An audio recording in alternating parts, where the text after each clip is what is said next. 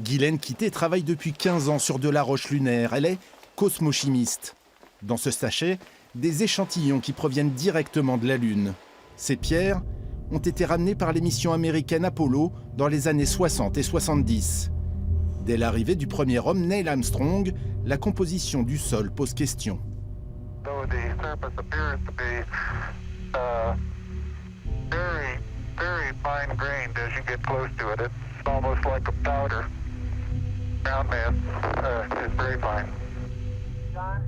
Six missions de ce type ont permis de prélever 382 kilos de roches lunaires. 50 ans plus tard, ils n'ont toujours pas livré tous leurs secrets. Les techniques ne cessent de s'améliorer, donc la précision augmente. Et plus on regarde les choses dans le détail, plus on fait de nouvelles découvertes.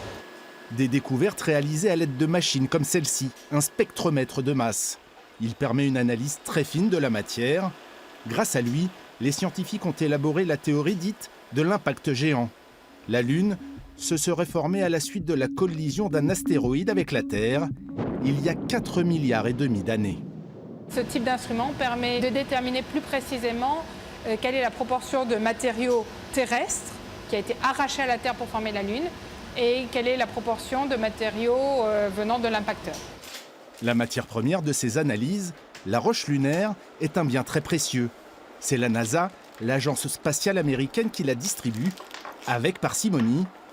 Guylaine Quitté dispose de moins de 2 grammes pour toutes ces expériences.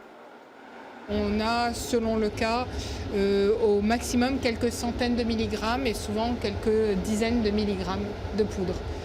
Seule une trentaine de laboratoires dans le monde reçoit en dotation une infime partie de notre satellite naturel. Une sélection draconienne, mais les résultats d'expériences, eux, sont partagés au niveau mondial. On cherche à comprendre de mieux en mieux les différents objets du système solaire, les liens qui existent entre eux. Donc mieux comprendre notre plus proche voisine permettra sans doute d'améliorer aussi notre compréhension générale avant d'aller vers des objets plus lointains comme Mars, les astéroïdes ou d'autres corps. La Lune pourrait ainsi devenir, à plus ou moins long terme, une base avancée de l'homme vers la conquête de l'espace.